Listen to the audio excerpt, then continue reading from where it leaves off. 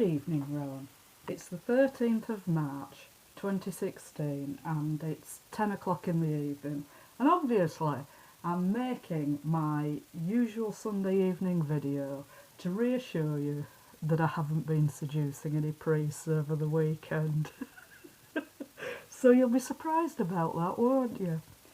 Anyway, I thought we could go on to have a little chat about an article that was in the Sunday Times today, which is about a letter that you wrote, which appears to have been written during the last week,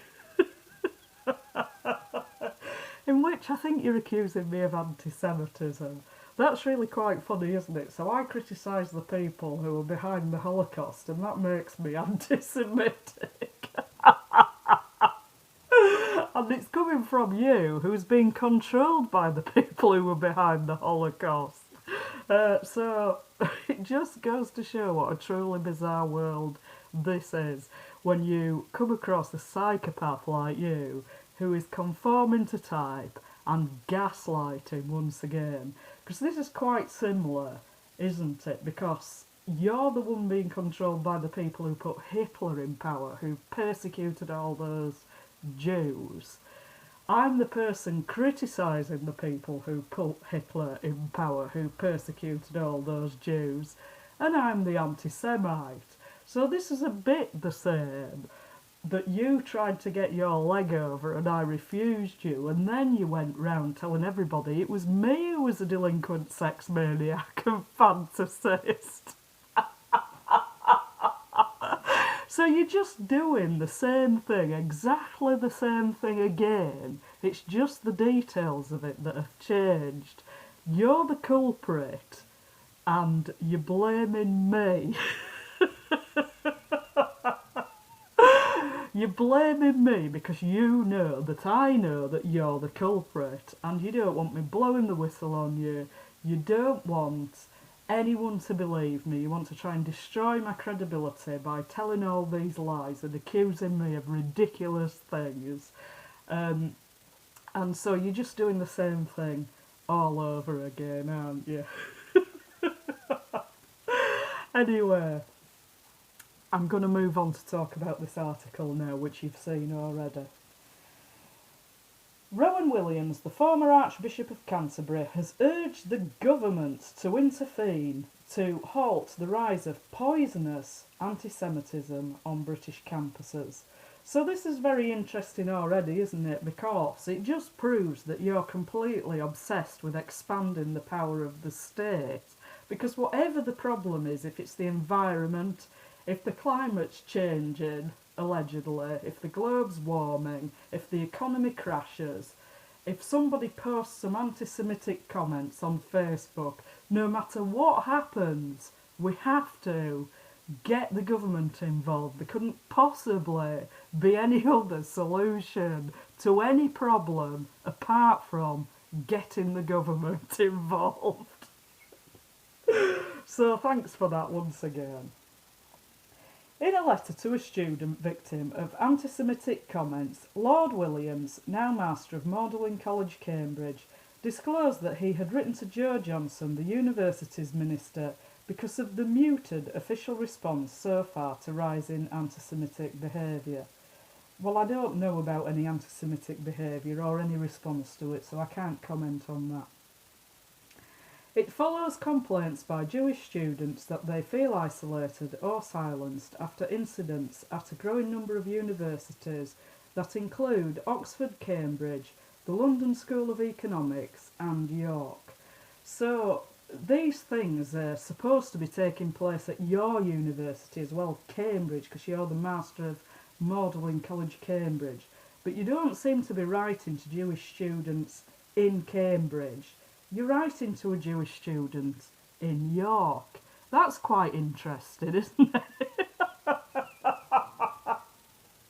That's very interesting. I'm sure that's a complete coincidence. Anyway, so in a letter to Zachary Confino, a Jewish law student at York University, who received anonymous anti-Semitic comments on social media, including the remark Hitler was on to something. Williams said he had been very shocked by what he had seen. "It's truly appalling stuff." This is a quotation from you. "It's truly appalling stuff, but sadly seems not to be that unusual at the moment," he writes. Oh, go on, Mr. Controlled by the people who put Hitler in power. Anti-Semitism is appalling. You're just hilarious. It's ironic that just as we are waking up to all sorts of ways in which hate speech works, we should lose sight of one of the most ancient and poisonous forms of it, in the shape of anti-Semitic rhetoric. Well, don't accuse me of anti-Semitic rhetoric, Rowan, because I haven't said anything about Jews. I've never mentioned Jews as a race, apart from to say that the Rothschilds masquerade as Jews, but they are in fact Luciferians, just the same as you masquerade as a Christian, and you're in fact a Luciferian. And I would point out as well that you're the collectivist, not me. So it wouldn't be me saying the Jews are like this or the Muslims are like that, would it? That's you. You're the collectivist. I'm an individualist, if you want to define me. I look at the traits of individual people and how they behave and what they say, and that's why I know that you're satanic filth, even though that you belong to a denomination that's supposed to be Christian and you were supposed to be a Christian. I don't look at the surface like that. I can't hear the words that you're saying because your actions are deafening me and you never do anything but lie. Anyway, he goes on. Anyone concerned, as I am, about Islamophobia, here and elsewhere,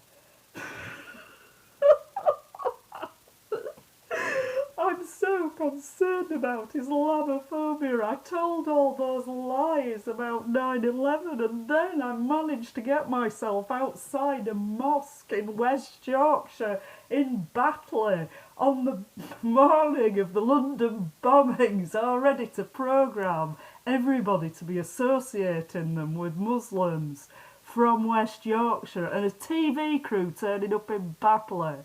That situation was entirely planned. It was planned. So how you've got the nerve to be concerned about Islamophobia, because the word didn't even exist before 9/11, and it's because of you and people like you that the word was even invented. You're just unbelievable. This is just gaslighting. It's what psychopaths do. They do all the evil things and then they accuse other people of doing them. That's what psychopaths do. It's gaslighting. Anyone concerned as I am about Islamophobia here and elsewhere needs to be scrupulously alert to the risk of scapegoating and demonising other religious communities, especially Jews, and anyone with even the least bit of historical sense ought to hear the echoes of past bigotry and violence towards Jewish people in Europe. Well, this is the only weapon you've got left, isn't it, Rowan? Let's bring up the Holocaust again. Let's bring up other times in European history when Jews have been persecuted, to stop anyone criticising the Rothschilds now, who own all the media. They were constantly criticised in the newspapers, and they bought Associated Press and Reuters. That's why nobody hears about them now, because most other news agencies pick up their information from Associated Press and Reuters, and the Rothschilds own both of them. And I've got a great level of historical awareness. That's why I know all the baloney that you talk. The crap that you talk about absolutely everything. You lie about absolutely everything. And there was such a propaganda war about you in the media before you were even Archbishop of Canterbury, about what a genius you were and how holy you are. And the reality is you're a psychopathic slime ball and you're not even a Christian. There were 2 documentaries made about you by the BBC, and you've got to be the most uninteresting Archbishop of Canterbury in history because you never did anything in your life.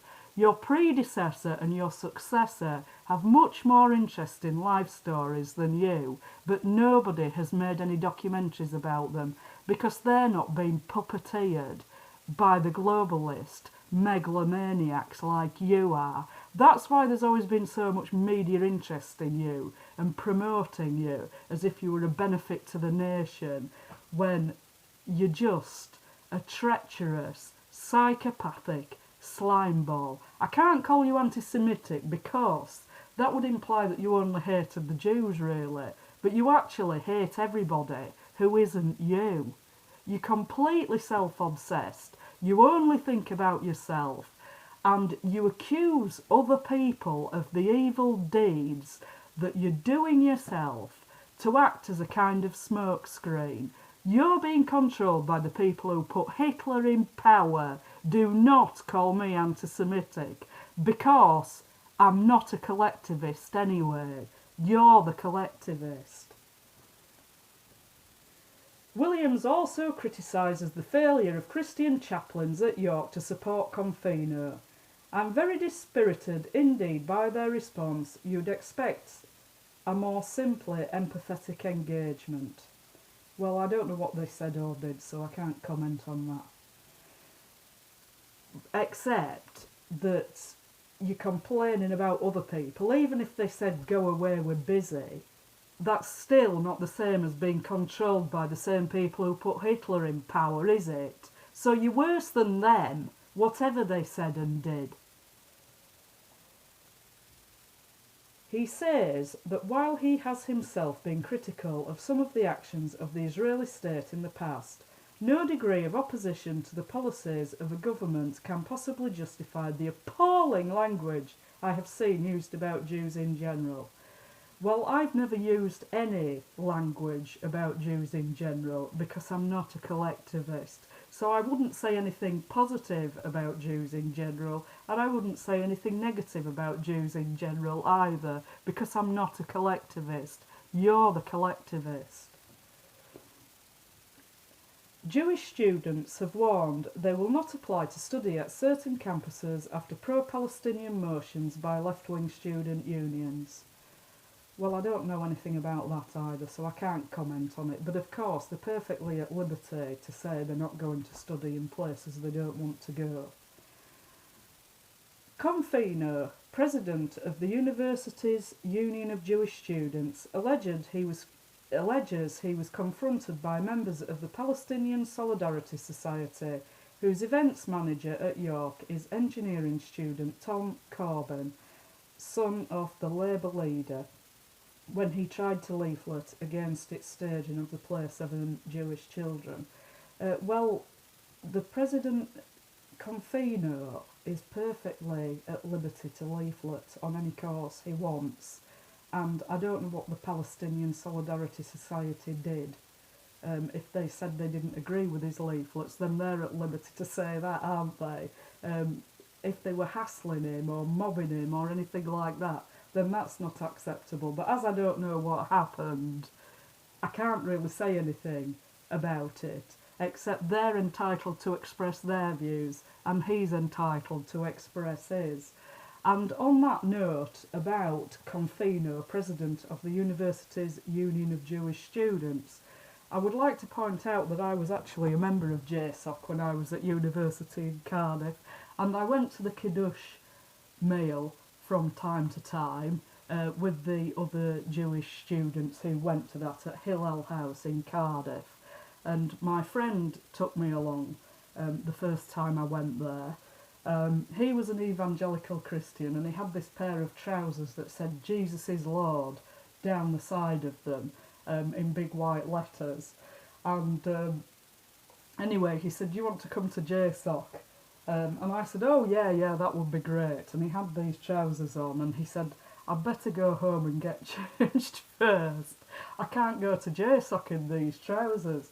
Well, I think he only had 2 pairs of trousers, but the other one said hallelujah down the side, so he thought that would be less controversial. So he wore those instead.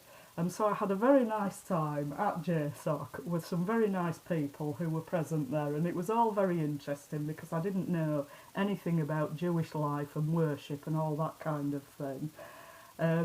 So that was very interesting. And also, the first time I went, I'd only been learning Hebrew for about 3 weeks, so I knew about 2 words, one of which was Lord, Adonai, and the other was King, Melech. And we sang this song.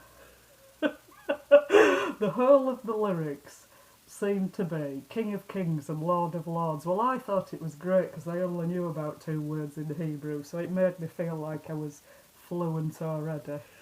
So that was my first experience of JSOC in Cardiff. So I suppose that wouldn't prove that I'm not anti-Semitic, because after all you were the Archbishop of Canterbury, and that didn't prove that you were a Christian and that you weren't a Luciferian, did it? So none of these things actually prove anything. But I would point out that I've never made a single statement against Jews in my entire life, because as I've said several times now, I'm not a collectivist. You're the collectivist. So I'll leave it there for now, because I've compiled a lot of clips showing the historical context of the rise of anti-Semitism in Europe, beginning in the 19th century and leading on to the Second World War and everything that went on and followed from that, to inform you of the social context of anti-Semitism and World War II and the founding of the State of Israel. Because the fact is that Israel wasn't founded to help persecuted Jews.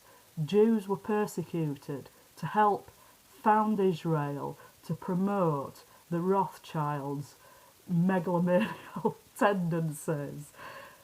They want to be in control of everything. They're a bunch of lunatics. They're Luciferians. They masquerade as Jews. They're not Jews, not in a religious sense. And they're trying to take over the whole world, and you're working for them. And the people who've suffered the most in all of this at the beginning of the 20th century were the Jews that they threw to the dogs to promote their satanic ambitions to take over the whole world, dominate it and depopulate it. So the Jews have suffered more from the Rothschilds initially than anybody. So don't bother calling me anti-Semitic, you pathetic little man. You're gaslighting, once again, it's all you ever do. You're waving round your minuscule penis and you've got no balls at all. So just don't bother, because I'm not interested in any of your gaslighting and this constant flow of noise pollution that emanates from your direction. And don't think I've finished yet, because I haven't even got onto your interfaith matters yet. We've done 9/11 and environmentalism, and the next topic is interfaith, but I still haven't finished commenting on the video about new perspectives on faith and development. So I'll be on to that next, after I've arrested you tomorrow evening. Hasta la vista. It's not quite hard to talk about, really. We were planning a seminar that morning in one of the buildings belonging to Trinity Church in New York, which is about a block away from the Twin Towers.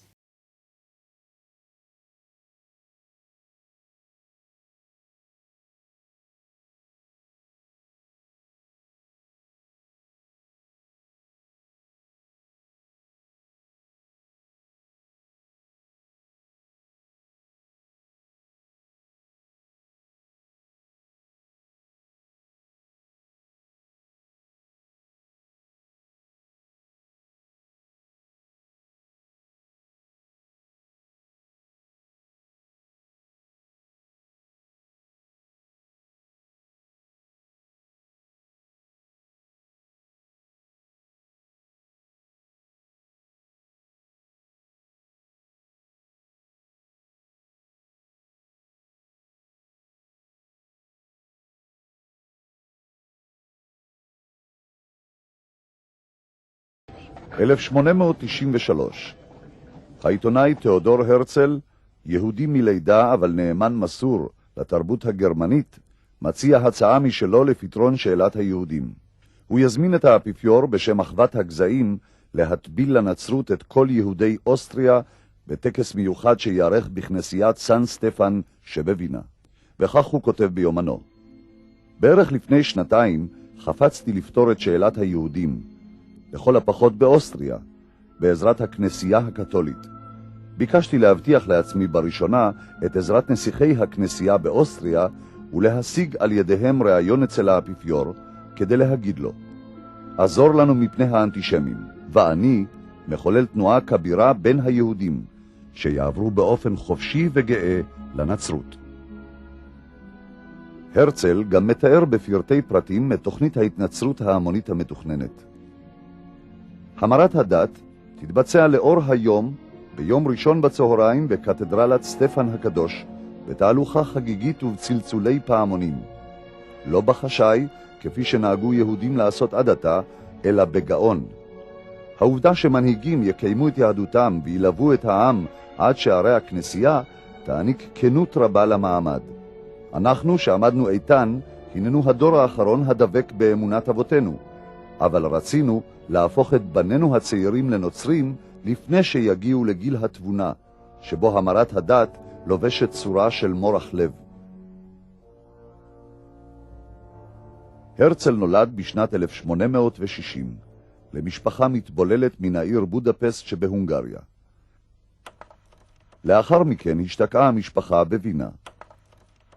הרצל, שחונך ברוח ההשכלה והקדמה אשר נשבה ברחוב הווינאי, העריץ את התרבות הנוכרית ושאף בכל מאודו להיות חלק ממנה. הרצל לקה למעשה באותה מחלה בה לקו רבים מקרב המתבוללים היהודים, אשר ראו בנוכרי ובתרבותו את התגלמות האידיאל האנושי. ההתבוללות הייתה עבורו הדרך להגשים אידיאל זה. עדות לכך שהרצל היה קיצוני בהתבוללותו, ניתן לראות בעובדה שאת בנו הנס לא טרח כלל להכניס בבריתו של אברהם אבינו. כמה שנים אחר כך יכתוב הרצל ביומנו: הרב גלבהויז ביקר אותי ושאל, הנכון הוא שלא מלתי את בני הנס? עניתי לו, זהו עניין משפחתי. הוא הוסיף בעיניים סגורות, לא, זה עניין לאומי. נכון הוא, יהודים רבים אינם מלים את בניהם, אך אין אלה מתיימרים להביא את הגאולה לעם ישראל. כחניך התרבות האוסטרית, ביקש הרצל להצניע את יהדותו ולהבליט את עובדת היותו גרמני-אוסטרי. ואכן, כל החיים התנהג הרצל כאילו היה שכזה. הוא העריץ את המוזיקה של וגנר, ראה בביסמרק מנהיג למופת, הזדהה עם הלאומניות הגרמנית המתחזקת, ששנים מאוחר יותר הוציאה לפועל את חוקי נירנברג. הכניסה יהודים לגטאות וביצעה את תוכנית הפתרון הסופי בשואה. הרצל בז לכל מי שלא נחשב בעיניו מודרני, תרבותי, נאצל ונאור. בראש ובראשונה היו אלה אותם יהודים בני עמו שומרי תורה ומסורת.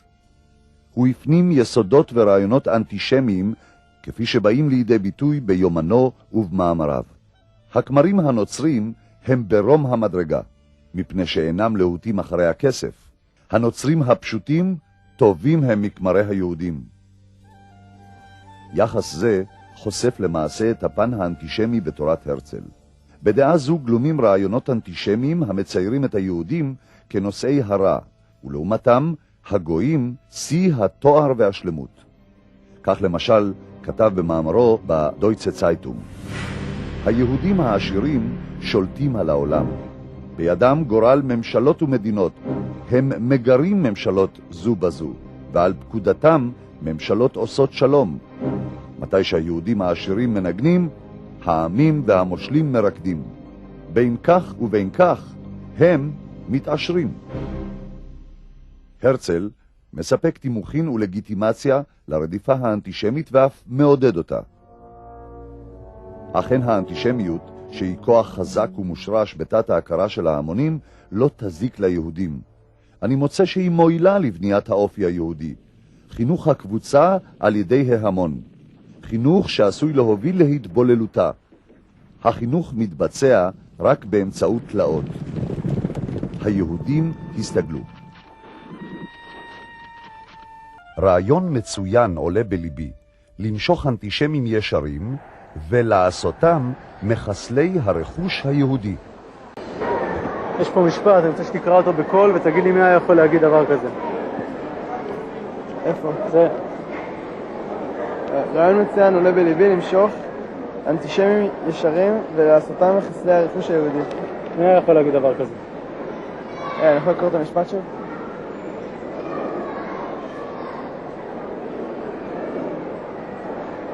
אני לא יודע, בטח היטלר, מלחמת העולם השנייה, דברים כאלה. רעיון מצוין עולה בליבי למשוך אנטישמים ישרים ולעשותם מחסלי רכוש יהודי. מי היה יכול להגיד דבר כזה? היטלר. היטלר? היטלר. רעיון מצוין עולה בליבי למשוך אנטישמים ישרים ולעשותם מחסלי הרכוש היהודי. מי אתה חושב היה יכול להגיד דבר כזה? היטלר. אם הייתי אומר לך שהרצל חוזה המדינה אמר את זה, היית מאמין לי? לא. אם אני אומר לך שהרצל אמר את זה? אז אני בשוק. אם הייתי אומר לך שהרצל אמר את זה, מאמינה לי? לא. אבל לפי דעתי כאילו יותר כדי לזכור את הרצל בתור דמות חיובית. אתה לא חושב שזה ניסיון מכוון להסתיר מכם משהו שהם לא רוצים שתדעו? יכול להיות, אתה יודע מה? חושב שצריך ללמד את זה? לא יודעת, אולי. כן, בטח. בטח שצריך, אנשים צריכים לדעת האמת. אם אני אומר לך שהרצל אמר את זה, זה מתוך היומנים שלו. אז חבל, אז הרצל היה אנטישמי. להבדיל, 30 שנה מאוחר יותר, נאמרו דברים ברוח זו על ידי חוזה אחר, שהופיע כמושיע לעמו על בימת ההיסטוריה. ובשנת 1927, בעת שריצה עונש מאסר בכלא לנצברג שבגרמניה, כתב בספרו מיין קאמפף על יהדות הממון שמסכסכת בין אומות העולם, ומביאה אותם לידי מלחמות, כאשר המרוויח הוא היהודי. כאמור, הרצל, שהריץ את התרבות הנוכרית ורצה בכל מאודו להיות חלק ממנה, ביקש לפתור את הדילמה האישית שלו ואת רתיעתו משורשיו היהודיים על ידי התנצרות המונית. אכול שנאה עצמית הנובעת מעצם יהדותו, ראה בבעיה גם את הפתרון, לחדול להיות יהודי וכך לפתור את הבעיה אחת ולתמיד. אני רואה את עצמי כיהודי מודרני ממוצע, ואין אני נרתע ממעבר פורמלי לנצרות. אני מברך על כל יהודי שיש לו ילדים המחליט להתנצר. לי יש בן. הייתי מעדיף להתנצר היום ולא מחר, כדי שתקופת החברות שלו בנצרות תתחיל מוקדם ככל האפשר, וכדי לחסוך ממנו את הפגיעות ואת הקיפוח שנפלו בחלקי, ושעוד יפלו בחלקי בגלל היותי יהודי. בשנת 1894 הואשם קצין יהודי בכיר בצבא צרפת בבגידה. שמו של הקצין, אלפרד דרייפוס. האנטישמיות הסמויה, שרחשה מתחת לפני השטח, פרצה החוצה. מכל השדים האנטישמי החל שוב. רק אז השתכנע הרצל שפתרון ההתבוללות אינו מעשי, וכי העולם הנוצרי שאותו חיבב כל כך, אינו מוכן לפתוח זרועותיו בפני יהודים כמותו. רק אז הפנה מרצו ונרתם להתוויית הרעיון של מדינה ליהודים ולמשנתו הציונית אותה ניסח באלטנוילנד. אבל גם אז המניע לציונותו של הרצל לא צמח מתוך אהבה ודאגה ליהודים, אלא מאי הנוחות שאלה גורמים ליהודים גויים נאורים כדוגמתו. את מדינת היהודים האוטופית דואג הרצל לבנות על פי המודל החדש, מודל שמשליך מעליו כל סממן יהודי. כמובן שעליו לזכור להשיל מעליו כמה תכונות יהודיות שליליות כמו שפת היידיש, קיום מצוות ומנהגים, ובעיקר את הטפילות היהודית. I want to give you this as a quotation. The quote goes like this: give me control of a nation's currency, and I care not who makes its laws. That was a quote by Amschel Bauer. That was Lord Rothschild, the first Jewish head of the banking system of Europe. And I'll have to ask you, Eustace, why and how have the Jews dominated the economic world of the Gentile nations? Well, by printing their own money. You see, this is counterfeit currency. All the currencies of the world are printed by central banks. A central bank is a bank of issue, which most people do not know. That means it has a license to print money. And when you print the money, you can print as much as you want. There's no restraint. And with the money that you print, you can buy anybody in the world. There's nobody who can resist whatever funds you want to give them. Well, he said that he didn't care who makes the laws, because if you make the money, you buy the people who make the laws, right? Well, you not only buy them, you put up the money for their campaigns and for their staffs and everything. Yeah. There's not a congressman in Washington who could go to work every morning unless the Federal Reserve System, the central bank, was paying his bills. So that's the Federal Reserve System. That's the central bank that so many people were opposed to when it was established in 1913. Well, they were opposed to it from the very founding of the United States. Thomas Jefferson was opposed to the first bank of the United States, which was a central bank set up by the Rothschilds after we won the American Revolution in 1787. And he opposed it, but George Washington, a Mason, signed it into law, and Thomas Jefferson was his Secretary of State. And when Thomas Jefferson became president, he refused to renew the charter of the first bank of the United States, which was the Rothschild Central Bank. And when he refused to renew their charter, this is something about history you'll not find in any history in the world. When he closed down the first bank of the United States, the Rothschild Central Bank, Great Britain declared war on the United States, and that was the only reason for the War of 1812. And you could go to any history book, and you won't find any reason for the War of 1812. And the reason was that Thomas Jefferson, as president, closed down the Rothschild Bank of the United States, and they had no central bank. And do you know that they had to go almost 100 years without a central bank before they finally got their central bank through Woodrow Wilson in 1913? Well, I know it was a terrible scandal at that particular time, but yet the American people were so pacified and placated that they sat back on their laurels and allowed this 1913 Federal Reserve Act to pass right during Christmas break, Christmas vacation. After all the opponents had gone home, all the opponents to the Federal Reserve System were Midwestern and Western congressmen. You say that they departed for their homes about the 15th of December. And that's when they rushed through the Federal Reserve System.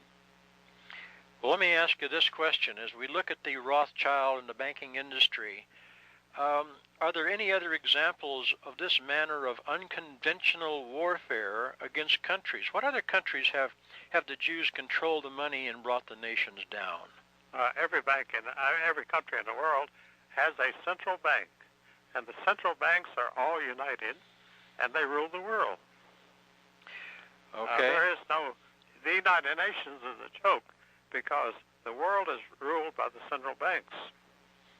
And the United Nations is a debating society which John D. Rockefeller donated their headquarters in New York for the central bank governments of the world to meet and run things without the peoples of any country knowing what was going on, who was doing it to whom. And they're still doing it because they operate behind the curtain.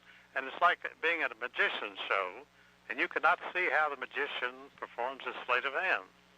But the people in the know exactly what's going on, and nothing surprises them. Well, the bottom line was that the buildup after the 1932-33 battle for the chancellery, which, of course, Hitler was able to take from his well, actually, he killed his way into it, from what I understand. But he was financed, his war machine, his buildup, was financed by these bankers, wasn't it? Oh, yes. Max Warburg and Max Oppenheimer financed everything. And they put out a mythical story that German industrialists had financed Hitler, which wasn't true. The German industrialists didn't like him and had nothing to do with him. All of his money came from Jewish bankers, which created the paradoxical situation that you had an anti-Semitic government which was attacking the Jews, and it was all financed with Jewish money. Well, now at the time, was anybody aware over the? Was this above board, or was this kind of clandestine financing? Oh, this was clandestine. In fact, I only came into it years later after World War II. George Sylvester Viereck told me a lot of it. See, he was the illegitimate son of Kaiser Wilhelm I. Who was? George Sylvester Viereck. He represented Germany during both World Wars. I used to kid him, but he cost Germany victory in both World Wars. And he was quite flattered when I told him that. And was he from the same Zionist camp? Oh, no.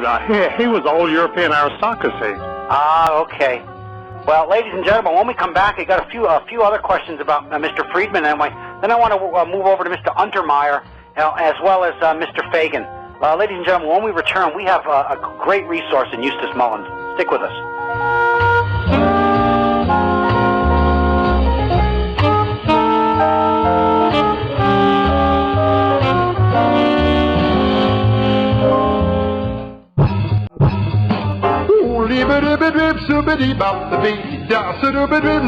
Go back to Ben Friedman's work here.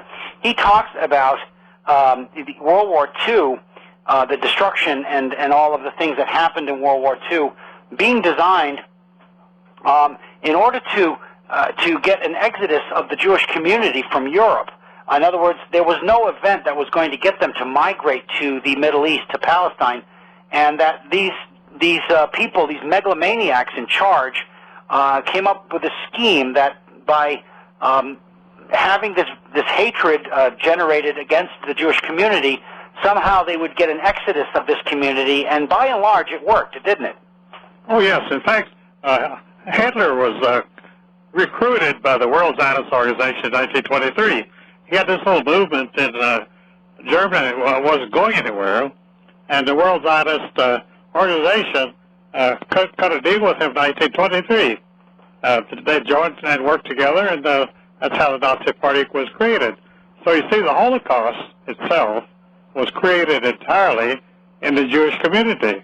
The rest of the world had no problem with Jewish people whatsoever.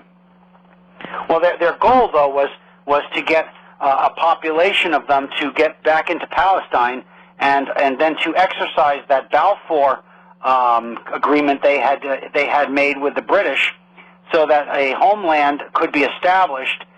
To what end was this being done? Why were they trying to set up this homeland, Eustace, in your view?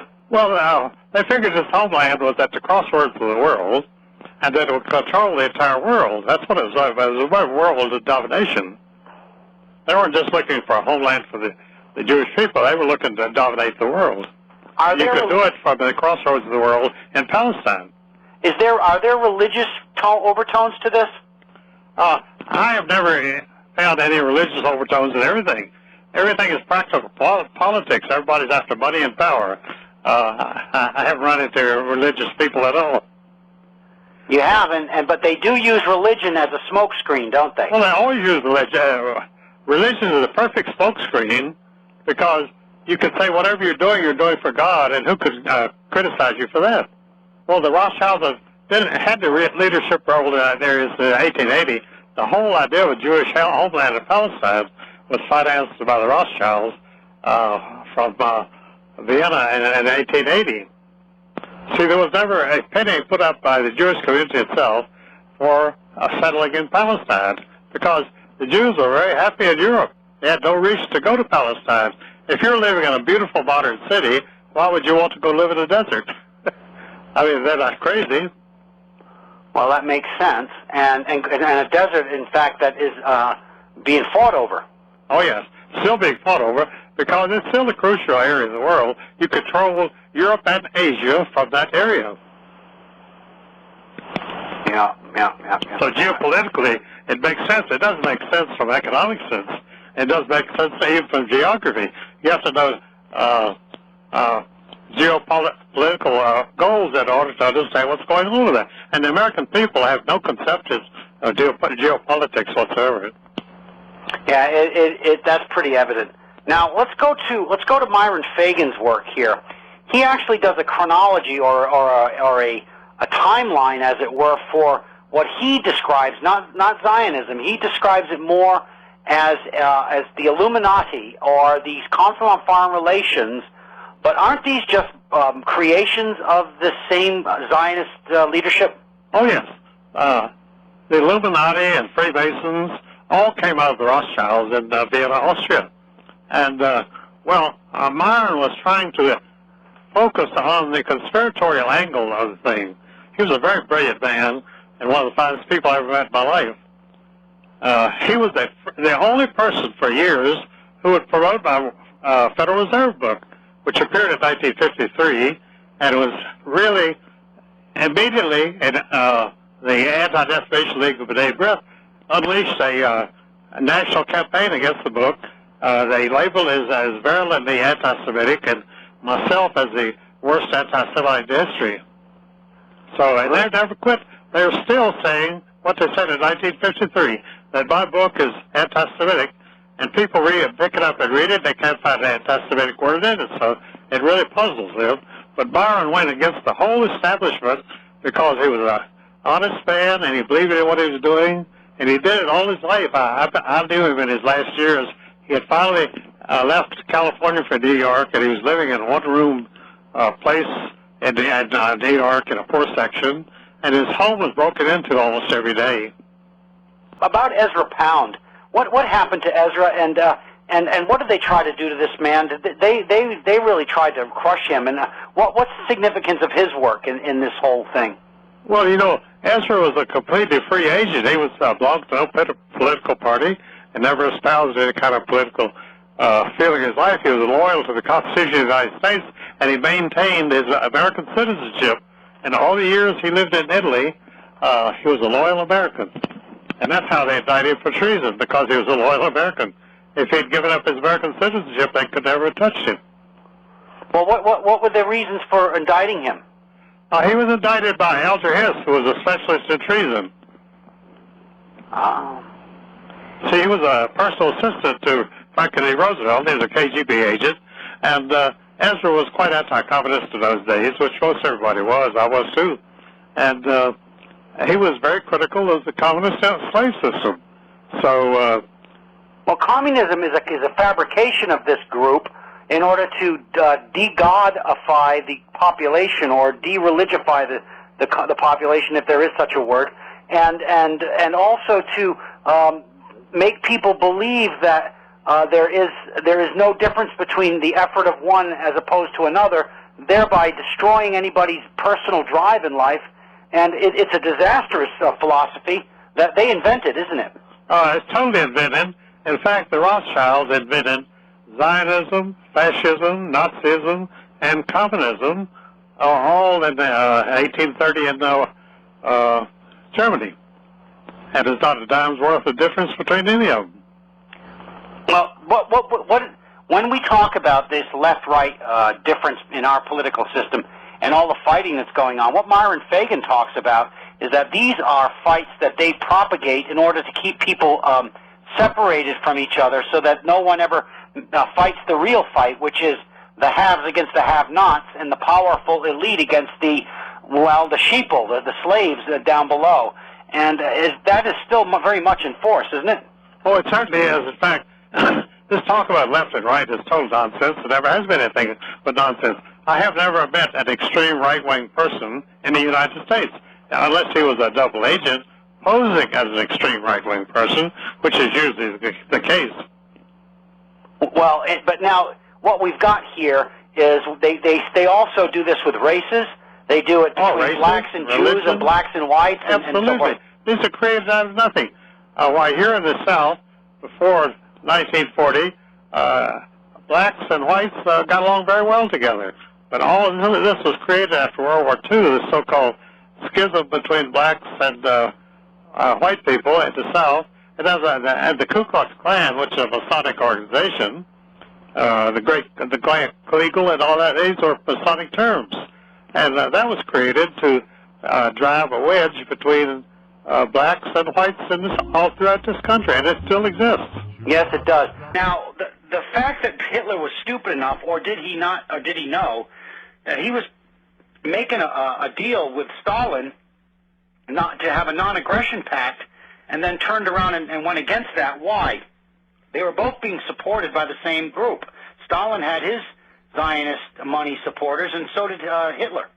Well, because anybody that these people support, they support you in a given territory, but you cannot encroach on somebody else's territory. You see, when Hitler invaded Russia in June 1941, it was to stop Stalin from invading Germany in 1941, because Stalin had already committed all of his troops to attack Germany in September of 41. So Barbarossa was a plan to beat Stalin to the attack. That's right. It was a blitzkrieg, which was intended to be launched before Stalin hit him. It was rival gangs fighting over the same territory. And both of them being financed, again, two sides of a war, being financed by the same megalomaniacs. Oh, yes. Well, you cannot really have a war unless you finance both sides, because it's very hard to start wars. Most people don't want to go to war, and therefore you have to finance two sides to get them to fight each other. All right, next, let's go to a question from B. Pye, who writes, regarding Jews, Nazis, Communists, Zionists, Masons, would you hazard undertaking the sorting out of fact and fiction in this arena at all? And B. Pye provided a link to a page that was claiming that Hitler was, in fact, was trying to get rid of the Rothschilds from Germany. Which I think is a complete and utter load of baloney, not only because Hitler was a Rothschild, the son of Alois Hitler, who was himself the illegitimate child of Maria Anna Schicklgruber, who happened to be a servant girl who got pregnant whilst working at the mansion of Baron Rothschild. Oh, an illegitimate son of a servant girl of Baron Rothschild, and his son ends up becoming Hitler. Yeah, funny how that works, isn't it? Hitler and the Nazis were 100% completely and utterly set up and made into what they were by the international banking community and the international crony capitalists, including those in America. 100% documentable and on the record. You can look at all of the various connections, and they're deep and multiplicitous. So I'll include some links into some of what I'm about to just go over in passing here, because there is extremely important, and I think I'll have to put this together into a more coherent presentation at some point. But for example, you have the so-called Young Plan, which was enacted in 1930. It was part of the wrangling over German reparations and how are they going to pay, and they're failing in their payments. So how do we get this going? So the Young Plan was enacted. It was named after the president of General Electric at the time, who went by the name of Young. It was also funded into existence with the help of J.P. Morgan. And this Young Plan was enacted in 1930, just as the international banking system was collapsing. Germany went into its Weimar hyperinflationary struggle. So they had to give it a year off of reparation payments. It ended up repudiating the reparations and never going back. The Young Plan was kind of the straw that broke the camel's back during that period. So General Electric and J.P. Morgan helped to set up the downfall of the German banking system, which it led to the rise of Hitler and the Nazis. And I think we know that connection. But interestingly enough, one of the interesting aspects of that is that one of the bodies that was set up as the facilitator of the Young Plan was the Bank for International Settlements, BIS, in Basel, Switzerland, the central bank of the central bankers. And this is the body that, for example, was specifically identified by Carroll Quigley in Tragedy and Hope as the arm, the body, the institution through which the powers of international capital had a far-reaching aim, nothing less than the consolidation of total global control over the financial order. Or I can't remember the exact quote off the top of my head, but that famous quote about the powers of international capital having a far-reaching aim, directly talking about the Bank for International Settlements that was enacted as a result of this Young Plan. You can also look to Carroll Quigley who talks about how the Milner Group specifically was looking, which was one of the agents, the bodies that were created through the last will and testament of Cecil Rhodes back in the late part of the 19th century to create the global secret society structure. And the Milner Group talked about how they had to get Germany and Russia fighting for each other, fighting for control over Eastern Europe so they could more effectively divide and conquer them. So they openly talked about having to set up, and this was years and years before Hitler even arrived on the scene. They were talking about how they'd have to build up a tyrant and set him up to fail in Germany.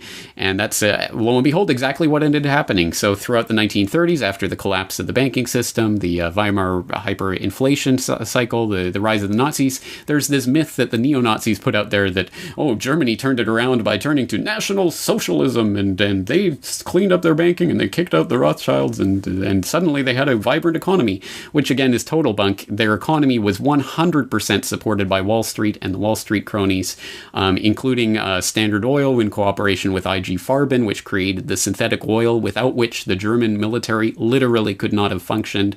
You have Ford, you have General Electric, you have DuPont, all of those companies in there with their production facilities, with the American loans and funding flowing into them, IBM and the Hollerith machines, all of those connections 100% firmly embedded in Germany. And then, as Anthony Sutton has talked about, and again, you have to read Wall Street and the Rise of Hitler for all of the deep connections that he uncovered, but including, of course, things like, the plants and factories of these American corporations in Germany were specifically not bombed during the saturation bombing of Germany. So you had, for example, the General Electric plants, one of them completely unscathed. Several of the others had minor shrapnel damage and windows blown out and the like from bombing going on around them. Or the Ford plant in Cologne, the largest Ford plant in the country, and one that the Allies specifically knew was creating machinery and weaponry for the German Wehrmacht, specifically avoided by the Allied bombers. So again, we know that American industry and finance was helping the German war machine the entire time. There was the connections that lasted all the way up through the 1940s. We know, for example, the Bush family, Bush Harriman, the banking brothers were helping to fund Hitler through the back door, and that's we've talked about that in previous editions of the Corbett Report. There's a very, very, very big picture that I'm attempting to at least paint the broad outlines of here, that Hitler was 100% supported by the banking oligarchy, 100% supported by the financiers and the capitalists from America, and absolutely set up to be the tyrannical dictator that they could fight against that would cause, well, everything that World War II caused, including, of course, the aftermath and the creation of the United Nations, which came out of the CFR study group that was funded by the Rockefellers. I mean, there's so many connections here that even beginning to say this in a general way is so much. So I'll include, I don't know, as many links as possible in the show notes so you can follow the threads of the story I'm saying. And as I say, I'll have to put this together into a coherent presentation at some point. But the idea that Hitler was fighting against the Rothschilds and was really against the banking oligarchy is neo-Nazi propaganda, completely, utterly fake. It's not as if there is some sinister global tyranny forcing us. It's not as if there is some sinister global tyranny forcing us. It's not as if there is some sinister global tyranny forcing us.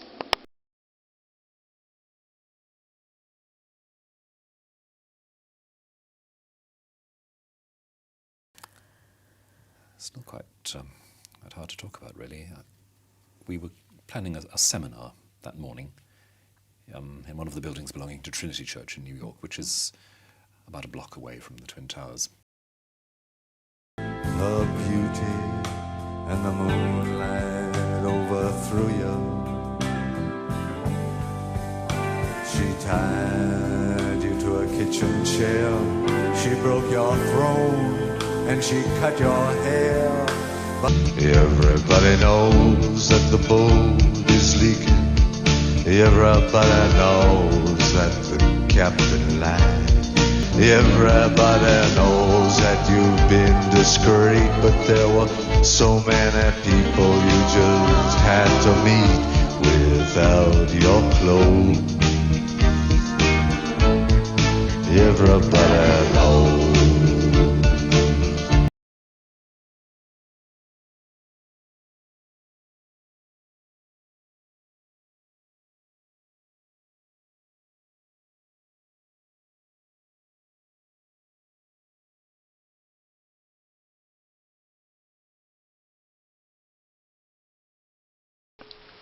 This is appalling! She's anti-Semitic! I'm appalled!